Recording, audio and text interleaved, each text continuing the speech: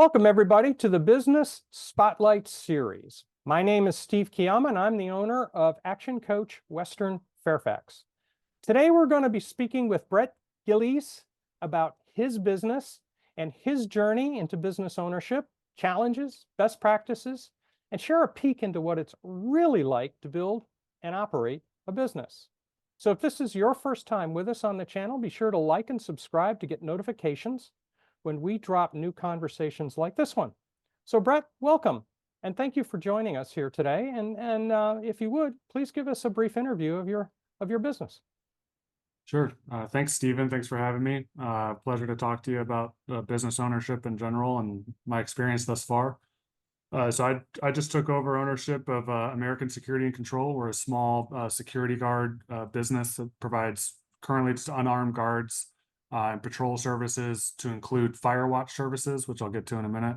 But I took over ownership in November due to, unfortunately, my father passing away. He was the owner for 15 years, purchased the company in 2008, but it's actually been around since and incorporated since 1987, all in Northern Virginia from previous owners.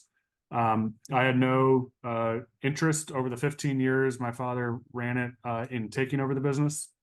It kind of happened over the last couple years, me starting moving back to the Northern Virginia area where he was, where I grew up, and becoming involved and just helping on the side with the business, just with invoicing and things he was having difficulty keeping up with due to some declining health issues.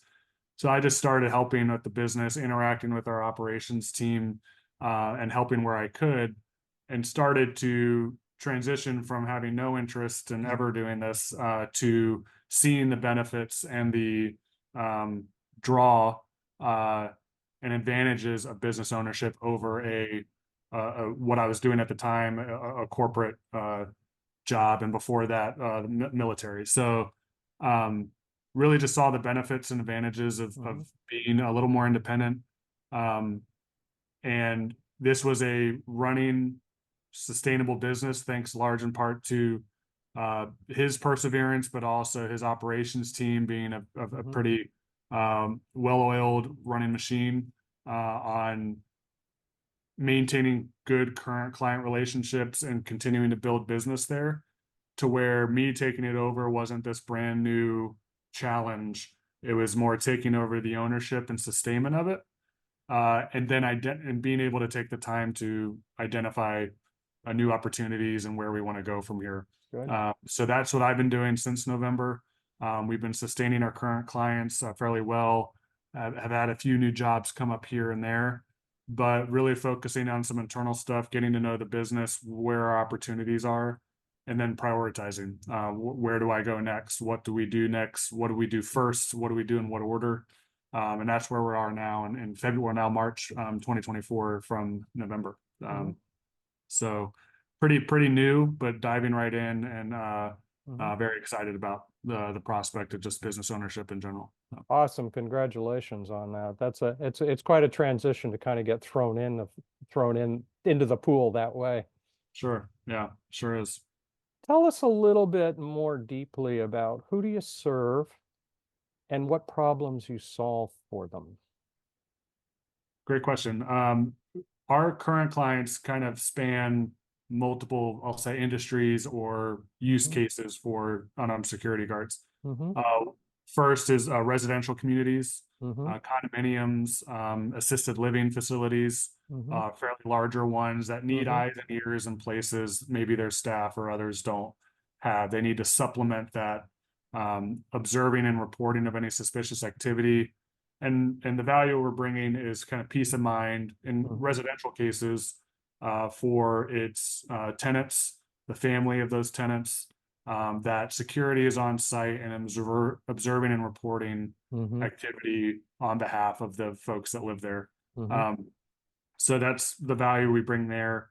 Then a large sector is actually the construction industry, that you have ongoing sites and projects with expensive equipment. We know the cost of materials has climbed quite a bit recently, and construction and general contractors need eyes and ears on their sites, both Mm-hmm. sometimes during their operating and building hours and sometimes overnight when no one's there, or both.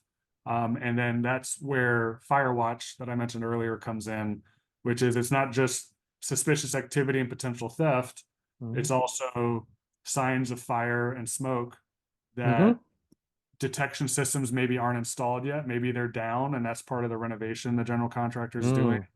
Mm. And we're providing, again, it's simple: eyes and ears, observe Mm-hmm. and report, call in authorities when needed, Mm-hmm. for peace of mind and protection of valuable assets. A lot of those times their assets are people, but sometimes it's equipment, materials, um, and just the site in general for construction. Um, where we're not yet, but where we want to go, other industries are things like data centers, Mm. large corporate headquarters. You see guards at these places taking, monitoring cameras, but also being the foot patrols, eyes Mm-hmm. and ears that employees go to work at these places and don't think twice, or they shouldn't have to think about the security. You want that security business and service to do that for you. Yeah. And again, eyes and ears, calling authorities when something comes up. And Got it. lastly, there are retail sites, um, such as a shopping center, a grocery store, a pharmacy, that again they want some that visual presence and deterrence. We know theft has been on the rise recently, and while we're not um, intervening physically. Some people may have different conceptions of securities. There are security businesses that can do that. But we are that unarmed visual deterrence. If Mm-hmm. somebody were to, um, if there was suspicious activity or theft, we're reporting it to the POC on site, but also the authorities to come do something if they can. Mm-hmm. It's not like we're going in there and acting like the police. That's not our job. It's not what we're allowed to do. So that's kind of the gambit of the different Mm-hmm. industries and types of sites we do now and the value we bring. Awesome. Awesome. That's actually a great description. What makes your business unique and why would a customer choose you over somebody else? Great question. So we keep things fairly simple from our the way we interact with our clients. A lot of these construction businesses, retail, they oftentimes they need someone now or maybe yesterday, Mm-hmm. and they need someone there. They don't need to be wrapped up in lots of administrative burden and back and forth pricing. We are upfront with our contracts and our pricing and our Mm-hmm. availability. Mm-hmm. And oftentimes the name of the game in unarmed guards and Firewatch like us, it's we need someone there in 2 hours, 4 hours. And we have a vast, very reliable and trustworthy network of guards that are available and can do that. And that's where I think we set ourselves apart as availability, reliability, um, and competitive pricing. To be Good. honest, um, that's how we get our name in the hat and onto a site. That same client 6 months from now, they have a similar job, even though that site and job might have only been a week. They know they can rely on us and call us in 3, 4, 6 months when they need that same job Mm-hmm. again. Mm-hmm. So it's kind of building relationships Yeah. and trustworthy and trustworthiness and reliability. I'd say is why people come back to us and what sets us apart. Awesome. Awesome. Awesome. What is one thing you wish more people knew about your business? Hmm, that's a good question. What some people would I'd want people to know about our business. I think, well, I use the word simplified, to get a guard uniformed and on site and trained and ready for something that may seem and look simple. Mm. You walk into a site, you see a security guard, like, oh, all that, and oftentimes in TVs and movies, you see the security guard sleeping or Yeah. always some kind of negative connotation to security guards. There is some upfront work and Mm. training and expectations Mm-hmm. um, for that person to be on site. And I don't want to delve into the insurance part, but just the amount of risk Mm-hmm. security guards and companies are taking on just to have someone there. Mm. And on the activity they're expected to monitor and deter. there's a lot more behind it than you would think, and Mm-hmm. it can add up in the background as far as internal costs and preparation, and not just a person in a seat staying busy, Mm-hmm. looking busy, Mm-hmm. or not falling asleep. But there's more to it than that, and it's harder than you think to find and retain and hire those folks. And then also, I go back to the trustworthiness and reliability for the clients to maintain that relationship with clients and not just appear, but actually be reliable and Mm-hmm. on site and trained and ready to handle different situations and issues. There's more to it than meets the eye, and that's where I think different security companies can succeed or fail. Is being able to do that successfully and efficiently and Awesome. repeatedly. Yeah, Awesome. Awesome. Awesome. I want to switch directions a little bit. sure. Business development side. What are the marketing strategies that have been working for you so far for building new clientele?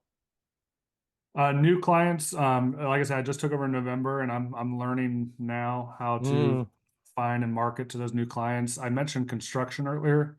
Northern Virginia, where we're based, and Washington D.C. has never been short of construction and renovations. yeah. And those general contractors and those sites, often a lot of money put into these sites and Mm-hmm. development, want this protection. And we found the construction industry is a whole beast in and of itself, Uh-huh. in a good way, that Mm-hmm. it's robust, there's standards, there's bidding processes, there's expectations, Mm-hmm. there's different portals Mm, where construction and contractors, subcontractors, different vendors in the construction industry go mm-hmm.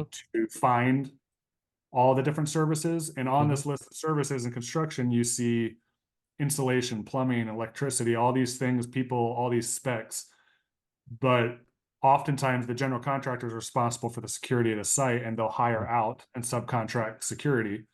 So right now, our some of our focus, or where we see, I don't want to, it's certainly not automated, but where you see a lot of opportunity for direct marketing to people who need security are these construction portals, construction networking events, um, and finding the general contractors that know the importance and need of security services Mm-hmm. and establishing that relationship like we Mm-hmm. have with our current clients.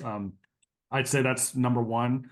Um, and then second, there is LinkedIn, there's retail property managers, Mm-hmm. and finding those folks in your area, whether through the grapevine, through LinkedIn, and narrowing your search. And Mm-hmm. I'd say cold emailing. There's other um, portals and ways to contact those folks is another avenue. Good. And if I'm being honest, like as with any other business, there's a lot of word of mouth and reputation built into security. Hey, do you know anyone who does like security? And your Mm-hmm. current client has my card, has my contact Yeah. information. And it can grow that way. I haven't seen it in the 4 months I've been in charge yet, but I know that's how my father gained a lot of business in the past. Yeah, and that makes sense to me. A lot of sense. Yeah. Mm, So we've spent a bunch of time on a business. Let's talk a little bit about you. sure. So you shared with us how you wound up in this situation in business. Mm, yeah. How's the transition been for transitioning from working for somebody else Mhm. into doing it for yourself? I'd say first and foremost, what I tell people, it's been a relief. It's been a breath of fresh air, Uh, being able to make my own schedule and prioritize my own things with the business mm-hmm. in a way that's been, I'll use the word fun. It's been, I get to my computer in the calendar that day. In my old corporate job, my calendar was stacked for me. Mm-hmm. I just went from meeting to meeting. Now it's okay. I might have some meetings and calls here and there, but what is done today for the business and what happens to the business today and what I prioritize is up to me. And having that autonomy and independence is, like I said, a breath of fresh air. Mm. Uh, on the flip side, it's incredibly intimidating and scary. A lot of Yeah. anxiety Yeah. on the same day. I feel a breath of fresh air and flexibility. I have a ton of anxiety and um, uh, not fear, but just hesitation on what to do. Am I making the right decision? Yeah. We just talked about marketing and lead development. Like that is the name of the game and where we need to go next. And just that stepping into I'll say a sales and development role and prioritizing that. And okay, do I work on something internal today, or do I reach out to a lead today? Like what? Yeah. Then you're always Very good questions. coming to all these forks in the road Mhm. multiple times a day. It's fun to be able to be the one who makes the decision there, and the buck stops with you. But at the same time, it's like it's uh, uncharted waters. Yes. You're Yeah. just you're you're wondering if you made the right decision. But hopefully the numbers and the growth and the sustainability of the business speaks for itself and over time. So Yep. Cool. yeah, Cool. So let's yeah. fast forward. Hmm. Where do you expect to be in 3 to 5 years? 3 to 5 years. With this business, our priority is solidifying and putting some good foundations in place internally Mm-hmm. to support our growth and Mm-hmm. ultimately scale and growth. And we would like to get in 3 to 5 years at a place where we're probably doubling our current revenue um, and sustaining that. So I Good. mentioned sustaining because I am not trying to. I love the business ownership model. We'll see where I go and this company goes, Mm-hmm. but the goal really is flexibility and freedom and maintaining that breath of fresh air feeling Mm-hmm. and not burdening myself with however many hours a week, 60, 80, whatever, and trying to make money, just trying to make a dollar and more dollars and taking over the security industry. That's not the goal. It's to build it and sustain it to where I'm comfortable with my quality of life Mm-hmm. and also providing the opportunity for my employees and Uh-huh. growth there and that network of employee guards we have and just having I've always throughout my career, no matter what the role is, my favorite thing is just process improvement and efficiency and Mm-hmm. like being part of a high performing team. Mm-hmm. And that's what I'm trying to build here is that efficient, well-oiled machine that takes care of itself. And I can step back slowly but surely in small increments over those next 3 to 5 years away, and it Good, good, good, will run good. itself. That's the goal. Yeah, I think that's one of the really interesting aspects of going into business. If you go into business as the expert and the business, it's a Mhm. lot harder to tear yourself out when you're coming into a business that where you weren't the skill and the craft. Mhm. You've got a whole different paradigm that opens up some opportunities to more quickly transition to a different kind of role.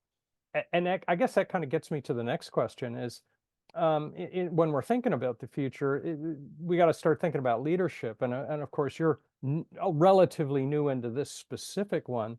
So, how would you describe your leadership style and where do you think it needs to go from here? Oh, great question. I'd say my leadership style is hands off and trusting. Mm-hmm. Only once I'm able to be involved and know what process improvements are in place and being Good. involved Yeah. in the what's being set up and knowing the why behind each thing. Yeah. Once I get that, I'll call it once I do that due diligence Mm-hmm. as the leader and know how this is built and what the expectations are and knowing Mm-hmm. whether verbal or written contracts between you and your employees of what's the expectation and standards. Mm-hmm. I love and only want to be hands off, and I can't stand micromanagement, either me Good. doing it or someone else doing it to me. Yeah. And I want it to be self-sustaining. Again, back to Good. that 5 year goal. So it's more heavily involved and knowing what's going on and learning it and having a hand in it, Mm-hmm. but then stepping away, letting, and currently the case, my operations director do his job and not bothering him every day about what's going on. Uh, Once we grow and get, say, sales teams or account managers in place, letting the account managers and operations teams work it out. I don't need to be involved in every contract and Good. just, Good. but we're a little ways away from that, and I need to set up the standards and expectations of Mm-hmm. those two, and those aren't the only two teams, but probably the critical ones here up front. And that's I'd say that's my leadership style um is trust once it's established and in place, Yeah, and I don't like the term trust but verify. I'll be completely honest. I'm not trying to say trust but verify in just another word. I'm saying trust, verify up front, then trust, I guess is what good, I'm saying. good, good, Yeah. good. Yeah. Yeah. Yeah, a philosophical term I like to think in terms of is setting the management process up first. And Yeah. then once we've got confidence in the control of the process, now we can start to just focus on the leadership, which Exactly. I Yep. think That's that's well put. where that sounded like that's where you were trying to get Yeah. to. No, that's a great way of putting it. Yeah. Yeah, cool, cool, cool. Um, a kind of a key piece of this question of building a team is, and you've got two categories of people you got to think about. You got to think about the guards, Mhm. and you got to think about the, I'm going to say, administrative and management team. Mhm. What's your approach to hiring and retaining team members? Hiring, again, only been in the chair 4 months. I've been mostly relying on our operations director and his network, and Mm-hmm. that part was already sort of verified. Mm-hmm. My father and him on who they hire Good. and what, like, I don't want to say I don't worry about that, but I have not seen a hiring or retention issue, and my operations director has a pretty tight grip on that Good. in a good way. So retaining, however, the guards and or any staff for that matter, I think it's all about incentives and what makes, and people hear incentives, they think dollar signs. That's not always the Yes, case. right. But in the case of security, the margins are low. The pay is low for a starting guard anywhere, and Northern Virginia is an expensive area. Mm. So it's finding the balance between, well, I need guards for us to, for our business to sustain itself. So small pay bumps and incentives, and making sure their paychecks are accurate and reflecting things like holiday pay. We weren't doing that for a while, I learned. So it's making sure they're compensated fairly Ah, and good. Yeah. appropriately, but also for things like administrative staff and like my operations director is more of a manager type, is the flexibility and back to that trust and autonomy Mm. of an incentive isn't always just a dollar sign. It's for, like I said about a business ownership, it might be autonomy and not Mm-hmm. being bothered every day, Mm-hmm. and giving him more independence on, yes, please talk to clients and find new work orders with them. You don't need me involved in that. Mm-hmm. And then if getting into, we haven't gotten there yet, but back to the sales development and stuff, but getting into commissions, like Mm. rewarding for finding that new business and Mm-hmm. acknowledging it. Good. Always acknowledging extra work and roles and responsibilities Mm-hmm. kind of outside their purview Mm-hmm. and rewarding them for it, I think is big. On the administrative side, it's actually just me right now, doing invoicing and payroll.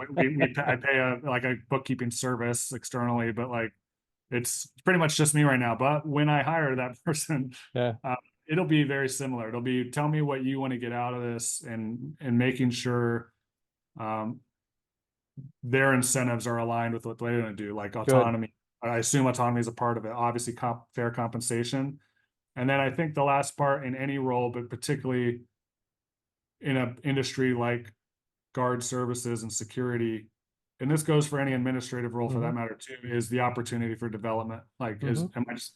some people might just want to do what they're doing forever, and they Mm-hmm. like the day and they like the routine, Mm-hmm. but make it, hey, as an incentive for you to move up and gain more responsibility, let's talk about what you could do beyond what you're doing today. Good. Good. You're not Good. doing that additional responsibility next month, but Yeah. there's opportunity for you to do that in six Yeah. months, a year. Because again, we want to grow. Yeah. We're going to people with the Uh, experience to grow with it, and then yeah. you're going to have to hire people and lead people under you. And if that's what makes them tick, that's an incentive and a pathway you can go with an employee as well. Yeah, that's a strategy I think a lot of people miss is they're ready to put in a new position here in the organization and they think they got to go out and hire that person when it's so much easier to have developed somebody to come up to that position and Agree. and Yeah. recruit for down at the bottom. Yeah, letting people rise in the organization and people seeing that that's a possibility is an incentive all by itself. I Yeah, that's awesome. Awesome. agree. Yeah. All right, we covered a lot of ground so far today. So for those watching, I highly encourage you to save this and come back a few times because we've actually touched a couple of really interesting nuggets here. And Mhm. as we begin to wrap up, let's do a couple of real rapid fire questions. So kind of off the top of your head. And Mhm. and you've got a little bit of insight from your father's time period with this. So you've got a window into this beyond just the 4 months with you. What would you say is the key to success for your business? Key to success, I say, is client trust and uh, client relationships. Mm, It's you get a new client, you gotta perform and provide good services and trustworthy yep. services. An existing client, you have to maintain it and not be content Yeah. and slack off. So I think it's all about having your clients trust you and your new client and new and existing clients Yep. trust you and keep giving you business. Awesome. Awesome. If you met a person who was ready to start a new business Monday, what's the one piece of advice you'd be there to give them? Started a new business on Monday. I just said make sure we talked about it briefly offline. Knowing your why. I know that sounds Mm, corny. I know they've written hundreds of books about it, but just know why you're doing it. I like that one. Yeah. And that's going to align your goals. I talked about the priorities you're choosing every day.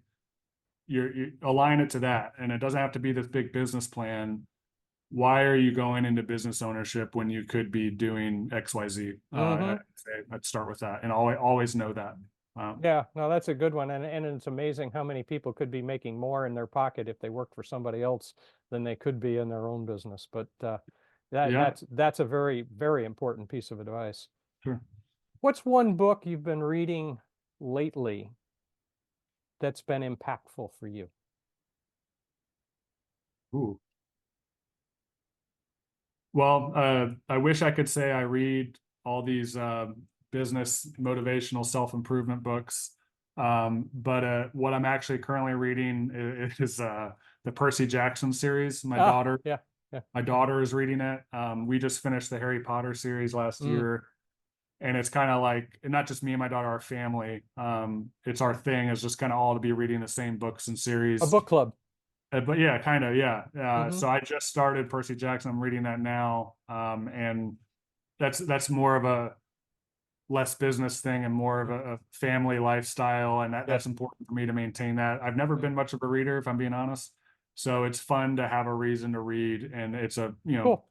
fiction and science fiction in this case really kind of open up your mind, and it's a good relief. So It's and family's important. So that's really why we're all doing what we do.